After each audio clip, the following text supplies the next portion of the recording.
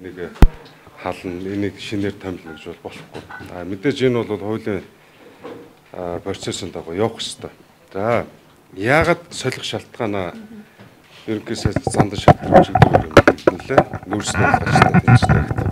Энэ нэг талаас нөгөө талдаа яг юм улс төрийн эрх мэдлийн өрсөлдөөн болж байгаад яагаад энэ асуудал хөндөгдөд байгаа. Зандан шатар дарга их хурлын дарга байсан. Манерын удирдлага дор нүүрсний сонсгол явагдсан. Мөн хөгжлийн банкны сонсгол бас явагдсан. Тэр үедээ үнэхээр мэдэх бол мэдхийн дэд хэмжээнд мэдэх албан тушаалтаа их хурлын дарга мөн шүү дээ. Яагаад гэвэл өчигдөр тэрийг мэдэх болов. Энэ бол удлаа байхгүй. Тэгэхээр миний зарчмын байр суурь бол нүүрсний хулгайн асуудлыг ер нь хулгай байна уугүй юу? Учиргүй одоо ингэж шүүхээр одоо аюур сайхан гавыг хоёр нэг ялаа авах шүү. Гэхдээ над байгаа мэдээлэл тэр хоёр яг нүүрсний хулгайтай асуудлаар бас ялаа аваагүй юм шиг. Ер нь юу болсон бүгдийг задалж үзэх хэрэгтэй. Тэгэхгүй бол яг нэг улс төрийн нэг өрсөлдөөн асуудлууд болонгууд хин нэг л нүүрсний хулгайч бол солдог. Энэ өөрөө нэг тийм нэг улс төрд нэг нэр хоч наах нэг юм хэрэгсэл болчлаа шүү дээ. Тэгэхээр өмнөх 76 гишүүдтэй улсын хурлын үед ардын нам 62 судалтаа дийлэнх олох байсан. Одоо 126 дотор улс төрийн эрх мэдэл хяналт тавих одоо баланс харьцангуй бол тэнцвэрчиж эхэлсэн. Чи 5 улс төрийн байгууллага шүү дээ. Тэгэхээр миний хувьд бол ямар саналыг дэвшүүлж байна гэхээр урд нь би нэг үг хэлсэн дээ. Ер нь авилгалтаа тэмцэнэ гэдэг бол ардын намтаа тэмцэнэ л гэсэн үг. Тэр нүүрсний хулгай, тэр хөгжлийн банк бол зөвхөн хавцыг үзүүлчихэд хаачаад байгаа байхгүй. Одоо хавцын нэг жинхэнэ хууц болгоныг үзээ л та. Тэр нүүрсний сонсгол явагдахад хураагдсан мэдээ материалууд, олон нийтэд тараагдсан мэдээллүүд яг үнэхээр тэгш одоо мэд хэрхийг хангаж чадсан юм уу чадаагүй. Эсвэл түүнийг ашиглаж хэн нэгэн хүн лөө онилсан юм уу? Үзмэр шүү дээ нэг. Тэгээ бүгдийг нууцсан зэрэгт авцсан. Над байгаа мэдээлэл нийтдээ нүүрсний нэг 31 гэрээ 32 ч байна уу? Улсын нууцад авцсан. Бүгдийг нууцаас гаргаад үзмэр.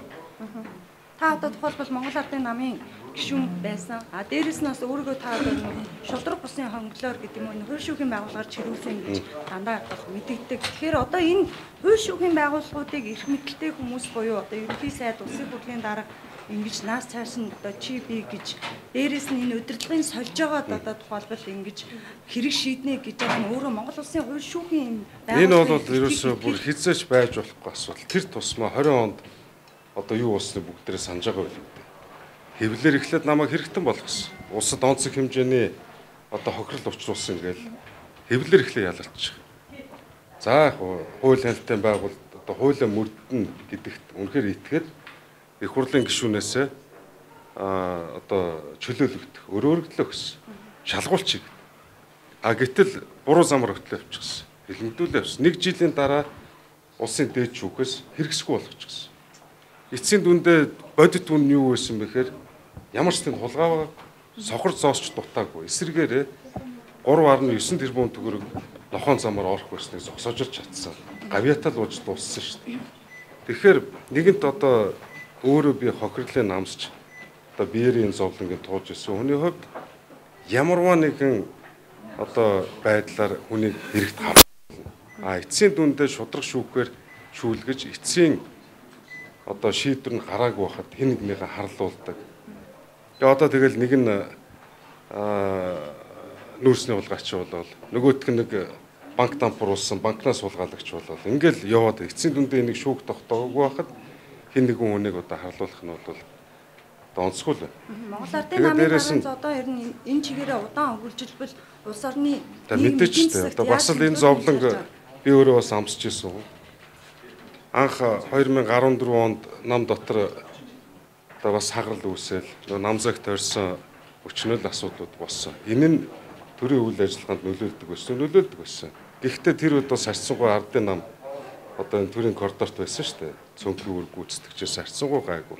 Дараа нь улсын их хурлд 76-аас 65 судалтай байхдаа 32-33 болол хуваагдсан. 32 талд нь би бас манлайлах үүрэгтэй л оролцож ирсэн. Төрийн ажлыг гацаадаг байсан бол гацаадаг л байсан. Тэгэхээр саяны энэ одоо энэ ардын намын бах хурлуудын үеэр Тэгээ мэдээж би зүгээр нэг юм дээр л бодоод байгаа. Одоо энэ чинь үндсэн хууль түүний хүрээнд нэг 920 орчим хууль байна. Энэ хуулийн хүрээнд улсын хурал бодлого үйл ажиллагаагаа явуулдаг. Энэ явуулах ажлыг удирдан зохион байгуулдаг нь улсын хурлын дарга. Тэр төрийн бус байгууллагын дүрмээр бүдрээд буруу алдаа хийчихвэл гэжтэй. Тэгэхээр нэгэнт одоо олонхороо шийдсэн юм бол хурдхан шиг энэ асуудлуудаа даруй шийдээд төрийн ажлыг хэвэн явуулмаар. Үүний хажуугаар ардс нам өчигдөр байна уржигдөр ардын нам дотоод асуудлаа шийдэл бид нэр энэ төсвийн хэлцүүлэгт орохгүй гэж энэ бол маш буруу байхгүй. Маш буруу. Энэ хизээч тийм байж болохгүй. Төсөв болвол улс орны макро эдийн засаг дараагийн одоо бүхий санхүүжилтийн асуудал. Одоо ингээд өвөл хаяан дээр чинь нөгөө утаа үнээрийн асуудал. За саяын 100 бол бас хүндхэн 100 болсон зарим газар. Энэ өвөл бол нэлээд хүнд өвөл болно. Чин даруй ажиллаа урдаа тавьж шийдэхин төлөө байх байтал альва нэг одоо өрсөлдөгч намынхаа дотоод үүссэн зөрчлийг нэг дэвэргээд ийм одоо шантаж хийх байдлаар асуудал хандаж болохгүй. Тэгээ хурдхан шиг одоо нэгэнт баг хурлан шийдээд амар баясгалан ардын намын дарга болсон бол бүгдээ амжилт үсээд тэгээ энэ үйл ажиллагааг нь хэвэн явуулахад анхаарал хэрэгтэй байна. Нөгөө мундаг хэвлэлээр нэг ирэм дараал яриад байдаг шүү дээ. Улс орон эх орн нэгдүгээрт хувь ярих ашиг адагт гэлээдэг. Одоо тэр ирэм бэл барьцгаалт. Би энэ хоёрыг намаас хөөх бас асуудал яригдж байна. Та бас намаас одоо яг ингээд за хувь хүний хувьд бол би нэг дэмжихгүй. Ямарваа нэгэн улс төрийн асуудал болохоор хөөдөг. Би бас гурамтаа ардын намаас хөөгж исэн хүний хувьд аль болох одоо хэн нэгэн одоо үндэслэлгүйгээр хэлмэгдэж намаас битгий хөөгдөөсэй гэж бодож байна. Улсын хурлын зарим гишүүд засгийн бас энэ хоёр юугээ хэлсэн бэ? Оюун эрдэнэ намын дарга болоод авилгад хулгайчтай тэмцэн нэг номтой хоёрыг анх хөөж исэн гэд нэг юм ярьсан юм уу? Би өөртөө таараагүй л байна л да. Одоо таарахаар л асуу. Тэгж ярьсан юм уу? Тэр бол одоо үндэсгүй асуудал шүү. Оюун эрдэнэ намын дарга баг чинь би шал өөр газар байсан шүү дээ. Улсын хурлын зарим намайг хөөгдөд оюун эрдэнэ намын даргач байгаагүй. Засгийн газрыг огцруулах асуудлыг бас хөндлөнө гэдэг ийм мэдээлэл байна л да. Хэрвээ та тэгэхээр хараа бодит үн нь юу хэрвэ шүү дээ. Ингээд намынхаа асуудлыг намынхаа дүрмийн дагуу шийдэж явахгүйгаас үүдэлтэйгээр энэ өөрөө төрийн хямрал болно. За мэдээж зарим нэг гишүүд нь ерөнхий сайдыг огцруулна гэнэ. Энэ яриа одоо өчигдрөөс ордонд хэрэгтэл эхэлсэн л байлаа шүү дээ. Үндслийг нь бичил эхэлсэн л байлаа. Миний байр суурийг бас асуусан. Тэгээ би учир бодол эхлээд нэг мэдээлэлтэй болоод сая орон нутагт ажиллаж байгаад өчигдөр ирлээ. Улс төрийн бодит одоо үйл өрнөлт дүгнэлт өгөө. Тэгж жагаад байр суурийг илэрхийлээ л гэлээ. Тэгэхээр энэ болохгүй байхгүй юу? Намдаа асуудлаа шийдгэлтэй.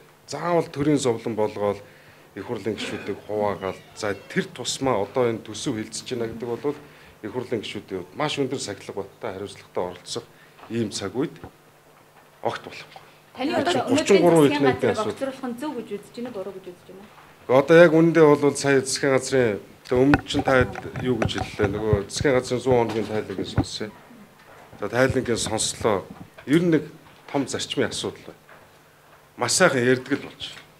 Яриалаа. Гэхдээ тэр зөв ярих юм. Мундаг зөв ярих. Тэр ярьж байгаа яриатай сал зүрлдэг юм аа. Гагцгүй нөгөөтг нь амьдрал дээрээ бууж хэрэгжихтэй дандаа эсэргээрээ бууд. Энэ засгийн газар шинээр бүрдэхдээ төрийн албыг 30%-аар сомбдох нь татвар нийгмийн даатгалын шимтгэлийг эрс бууруулна. Татврын бааз сүрээд хэлнэ. Өшөө олон аж ахуйн нэгж компаниудыг бизнесийн таатай үйл ажиллагаа явуулах орчныг бүрдүүлнэ гэлээсэн. Гэхдээ эсрэгээр унаалгаа үзсэн. Төгрөгийн ааш өсөөл байна.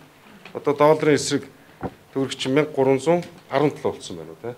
Тэгээ уулмал өсөхгүй л байна. Тэгээд иргэдийн гард руугаа салин тэтгэврийн тэтгэмжийн худалдаа авах чадамжаас шалтгаалаад инфляц өсөөл байна.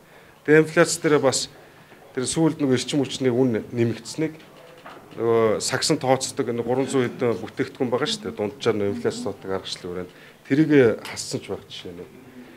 Тэгээ бодит инфляц хөрсөн дээрээ бол нэг 12% таа байх шүү дээ. Улсын хурлын байнгын ороод одоо тухайн тэгэхээр бол ерөөсөө би нэг л юм хэлээ. Ерөнхий сайдын ажлыг дүгнэ гэдэг бол бодит улс төрийн нэг тийм дүгнэлтээр биш. Тоол хэлдэг байхгүй юу? Тоо юу гэж хэлж байна? Ажилгууд буурч байна уу? Буурахгүй байна. Ядуурд буурч байна уу? Буурахгүй байна. Төгрөгийн ааш чангарч уу? Чангарахгүй байна. Салин тэтгэврийн худалдаа авах чадамж нэмэгч үү? Нэмэгдэхгүй байна. Татвар буурахгүй байна. Нийгмийн даатгалын шимтгэл буурахгүй. Тэгэхээр энэ хитгэн тоо үзүүлэлтүүдээр ерөнхий сайдын ажлыг дүгнэ шүү дээ.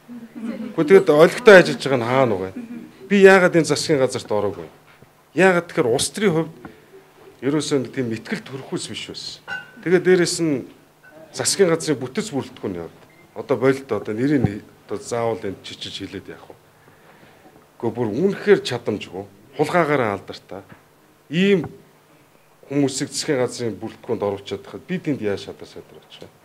Тэгээ үндсэн шалтгаан тэр л вэ. Би ийм засгийн газарт бол ажиллаж чаддаг. Улсын хурлын байнгын ороодоор одоо тохиолбол төсөв хилцэж байгаа боловч одоо хилцэж байгаа төсөвтэй итгэл үнэмшилгүй энэ засгийн газар утгагүй унаа ч гэдэм үү. За одоо нэг зүйлийг л хэдүүлэн харах хэрэгтэй байна. Энэ засгийн газар бүрэлдэхтэй маш том амлалтуудыг өдрөгл ярьж хэлсэн шүү дээ. А энэ хэлсэн үг амлалтууд нь тоон үзүүлэлтээр энэ төсөв төр яаж бүрдэж байгаа.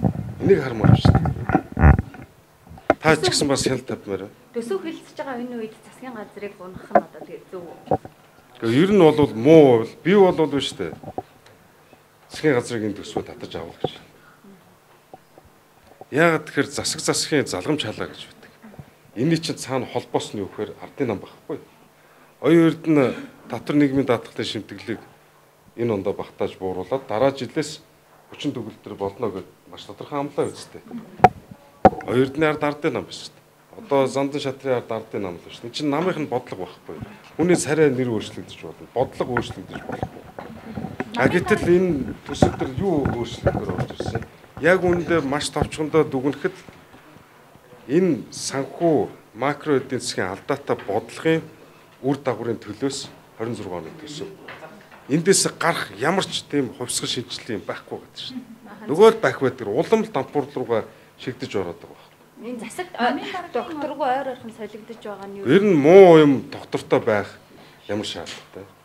Мууг нь мэдчихвэл өртөд төргөр солихын төлөө байна шүү дээ. Муу юмыг доктортой байлгаад яах вэ? Би бол тийм л байр суурьтай. Тэгэхээр нэг нүгөө хэлэхэд хэрвээ засаг дөрийн асуудал орж ирэх юм бол өнөөдрийн засгийн газрын бодлого үйл ажиллагаанд би таатаандахгүй ялангуяа бүтэц бүрэлдэхүүн. Ер нь хэнийг хэлээд байгааг мэдчих шүү дээ. Маш чадамжгүй хэдэн сайд нар. Намын даргын асуудал одоо алдчихаг өөрөөр хэлбэл шүүгтэй өнөөдөр цаана зорилготой. Дээд шүүгтэр бүртгэлтэй байгаа тухайн намын дүрм ягшил хэрэгжиж үгүй гэдэг хараад тэгэл бүртгэдэг л асуудал шүү дээ. Тэгвэл тэргүй яах юм чи 3-2-гээ заачихсан тэр 3-2-ын бэлтгийг хангахын тулд 2 шатны сонгуул явуулсан юм байна. Сүүлийн үед харж байхад нэг хүн өөрөө өөртөө өрсөлдөж нэр дэвшлээ гэж. Урд нь оюун эрдэнэ ганцаараа нэр дэвсэн шүү дээ. Санал хураалт явуулгаараа дэвсэн. Яагаад тэгэхээр эн чинь дүрм заасан байна. Инквайр гэдэг хүн ганцаараа 100% санал аваад намын дараа болж лээсэн. Сүү Батболдын үед инх төвшин дарга тэр хоёр өсөж ирсэн. Баяр даргын үед инхвал дарга тэр хоёр өсөж ирсэн. Тэгээд энэ байдаг л өссөн. Хаалбиасаар амар өссөн дарга баяр хүргэсэн. Тэгээ би өнөө өглөө уулзсан баяр хүргэсэн. Тэ.